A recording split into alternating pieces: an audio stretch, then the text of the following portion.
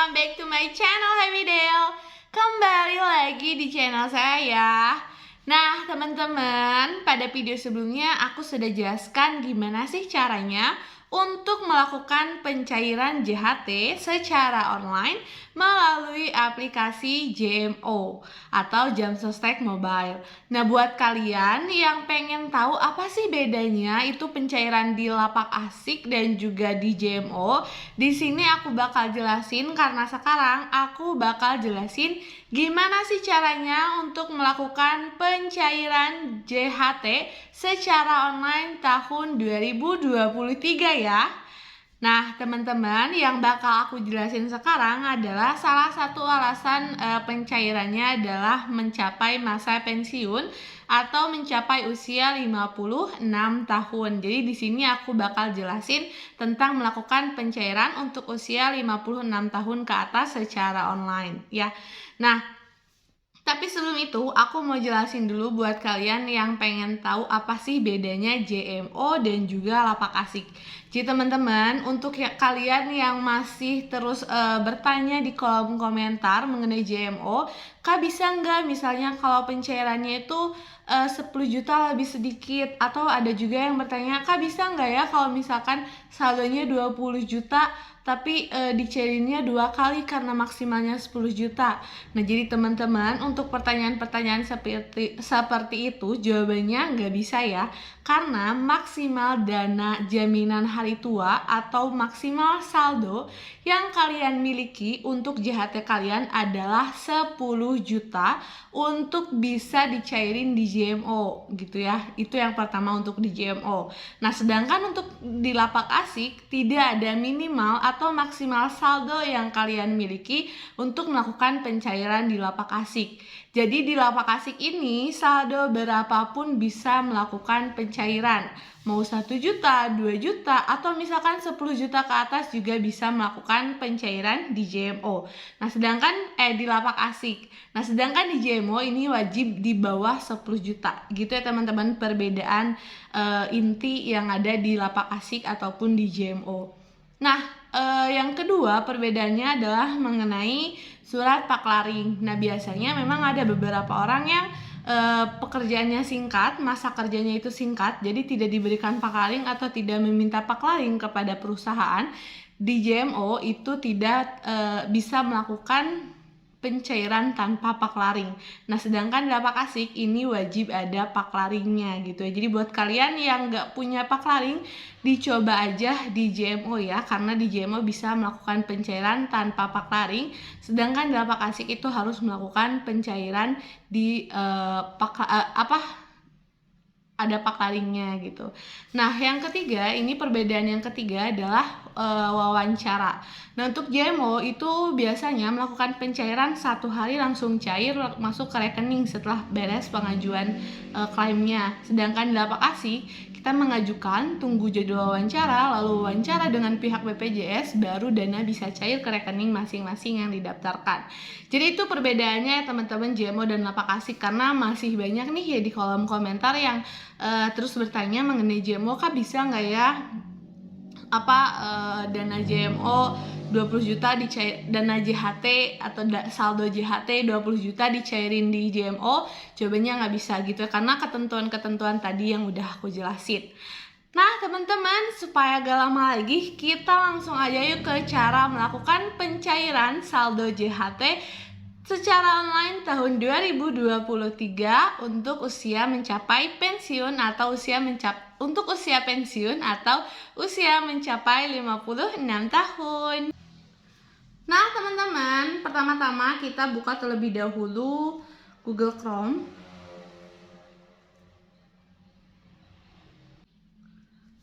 Lalu setelah itu kita ketikkan lapak asik di kolom pencarian. Nah ini ada paling atas lapak asik BPJS Ketenagakerjaan. Kita tinggal pilih aja ya, tinggal klik aja. Lalu di sini akan muncul mengenai klaim. Di sini akan muncul mengenai klaim saldo Jaminan Hari Tua atau JHT. Peserta yang memenuhi persyaratan dapat melakukan klaim JHT dengan memanfaatkan layanan tanpa kontak fisik, namanya lapak asik. Jadi lapak asik ini melalui web, sedangkan JMO melalui aplikasi gitu ya. Nah, yang selanjutnya di sini ada beberapa langkah yang harus kita lalui untuk melakukan pencairan. Yang pertama adalah membaca syarat dan ketentuan pengajuan lapak asik. Nah, teman-teman, di sini ada syarat dan ketentuan pengajuan lapak asik ada 5. Yang pertama itu untuk peserta mencapai usia pensiun atau 56 tahun. Yang kedua ini untuk peserta mengundurkan diri. Yang ketiga, peserta mengalami PHK atau pemutusan hubungan kerja. Yang keempat, kepesertaan untuk 10 tahun pengambilannya 10% dan kepesertaan 10 tahun pengambilan sebagian sebanyak 30%. Jadi ini syarat dan ketentuan pengajuannya.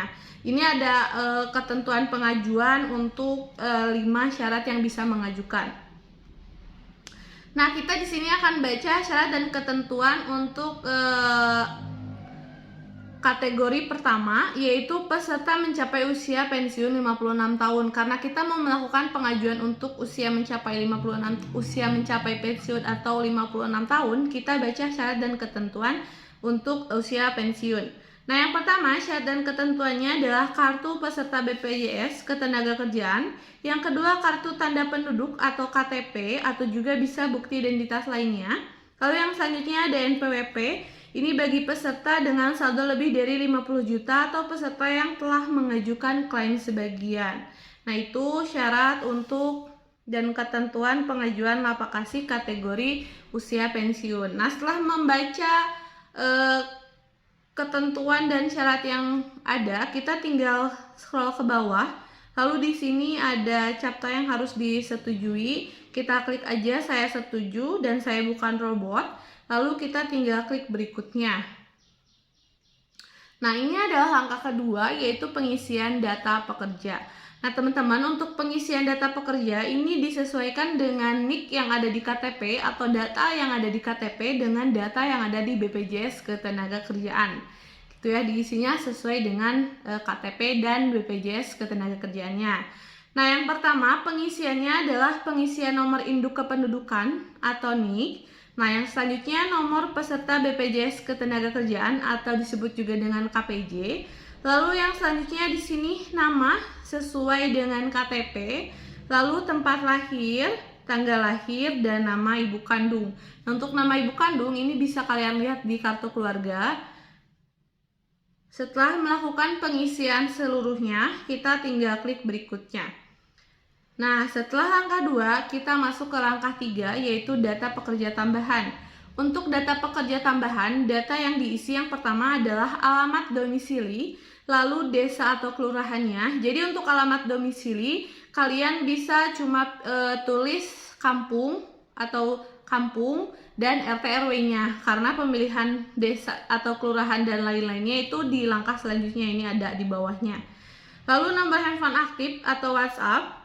Nah, ini untuk nomor handphone aktif atau WhatsApp ini pastikan nomornya bisa dipakai untuk SMS dan juga untuk WhatsApp, karena wawancara dilakukan secara online melalui WhatsApp, sedangkan proses verifikasinya dilakukan melalui SMS. Jadi nanti akan ada kode verifikasi yang dikirim melalui SMS. Kita harus menyediakan nomornya itu bisa SMS dan WhatsApp gitu ya. Nah, selanjutnya kita lakukan verifikasi. Jika sudah terverifikasi, kita masukkan alamat email pribadi yang aktif. Nah, ini alamat email pribadi yang aktif itu harus benar-benar aktif dan ada di handphone kalian. Jadi sewaktu-waktu misalkan ada informasi mengenai pencairannya ini, kalian bisa langsung dapat informasinya di email, seperti jadwal wawancara atau misalnya berhasil atau tidaknya pengajuannya itu melalui email. Nah, yang selanjutnya di sini kita tinggal masukkan nama bank dan nomor rekeningnya. Setelah masukkan nama bank dan nomor rekening, di sini ada NPWP. Untuk teman-teman yang gak punya NPWP, gak apa-apa kalau misalkan saldonya ada di bawah 20 juta. Jadi buat kalian yang saldonya di bawah 20 juta, itu gak apa-apa gak pakai NPWP ya. Jadi misalkan Kak, saya saldonya 10 juta, bisa gak ya gak pakai NPWP?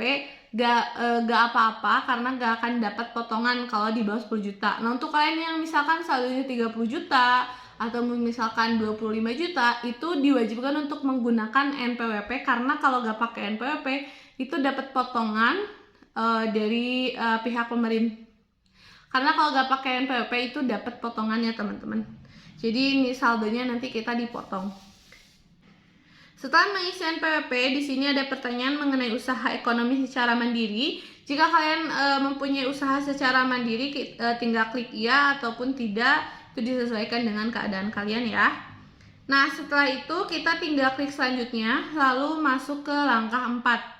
Nah, untuk langkah 4, itu langkah sebab klaim dan dokumen pendukung. Untuk sebab klaimnya, karena di sini kita mengajukan peserta mencapai usia pensiun 56 tahun, maka kita biasanya itu kalau misalkan usianya pas masukin tanggal lahir itu memang tahun ini misalkan 2023 udah 56 tahun, biasanya memang sebab klaimnya itu cuma satu gitu, karena hanya mencapai usia 56 tahun. Kalau misalkan kalian sebab klaimnya peserta mengundurkan diri atau kena PHK atau misalkan kategori lainnya, kalian bisa isi sesuai dengan sebab klaim yang ada nantinya pilihannya ya. Nah, setelah itu di sini kita diminta untuk melakukan penguploadan dokumen pendukung dengan melakukan foto atau pindai scan tiap dokumen persyaratan, maksimal ukurannya 6 MB. Lalu tipe filenya bisa JPG, JPG, PNG, BMP dan PDF. Lalu yang keempat, pastikan dokumen yang diminta telah lengkap, sesuai, terbaca dan tidak terpotong ya. Nah, yang terakhir di sini pastikan dokumen yang diupload tidak korup atau rusak dan tidak ada passwordnya. Nah, teman-teman, selain dari 5 ketentuan tersebut, ada juga satu yang gak ditulisin di sini, yaitu minimal ukuran filenya itu 500 KB.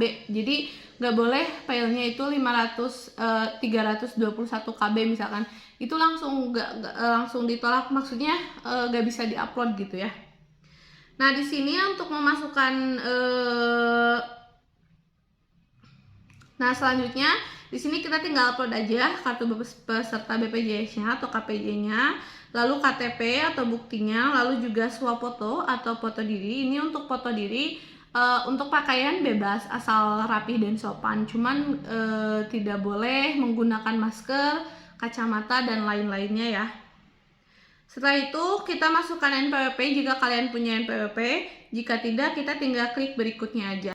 Langkah kelima, di sini ada KPJ dan dokumen tambahan. Untuk KPJ dan dokumen tambahan ini opsional ya. Jadi kalau misalkan kalian punya lebih dari 1 KPJ, misalkan kalian ada 2 atau 3 KPJ, kalian masukkan di menu ini. Kalau misalkan cuma 1 nggak apa-apa, tinggal di skip aja, langsung kita klik selanjutnya. Nah, kalau misalkan ada, di sini kita tinggal scroll ke bawah, lalu ada di sini menu tambah. Nanti kalian tinggal pilih aja, misalkan KPJ atau suratnya, lalu di-upload aja gitu ya, sama kayak tadi. Nah, selanjutnya kita tinggal klik berikutnya dan masuk ke langkah terakhir, yaitu konfirmasi data pengajuan. Nah, untuk konfirmasi data pengajuan ini kita diminta untuk melakukan konfirmasi atau pengecekan kembali data-data yang diajukan, seperti misalnya nama, NIK, tempat tanggal lahir. Biasanya itu yang sering harus dicek itu adalah nama ibu kandung, tempat dan tanggal lahir, karena ini pengisiannya manual ya. Nama ibu kandung, tempat dan tanggal lahir, dan yang terakhir adalah alamat email. Karena untuk NIK, nama dan KPJ itu langsung otomatis tahu gitu ya, udah terkoordinasi gitu benar atau enggaknya. Selanjutnya juga nomor rekening juga sama, itu udah langsung tahu benar atau enggaknya. Makanya hal yang harus dicek itu biasanya nama ibu kandung, tempat tanggal lahir, dan juga email. Kalian harus melakukan cek kembali dan juga koreksi kalau misalnya ada yang salah. Nah, teman-teman, setelah melakukan koreksi data pengajuan atau konfirmasi data pengajuan, kita tinggal klik simpan, lalu konfirmasi persetujuan, kita klik setuju. Nah, nanti kita akan ada informasi atau notifikasi bahwa pengajuan aplikasi Anda telah berhasil, bukti pengajuan kami kirimkan ke email yang ada entry sebelumnya. Nah, ini makanya emailnya itu harus sesuai dengan yang ada saat ini dan yang aktif di handphone. Jadi segala bentuk informasi untuk pencairannya itu bisa dikirimkan melalui email, bisa kalian cek melalui email. Nah teman-teman, jika kalian sudah berhasil melakukan pengajuan, jangan langsung di exit, tapi scroll dulu ke atas untuk melihat jadwal wawancaranya.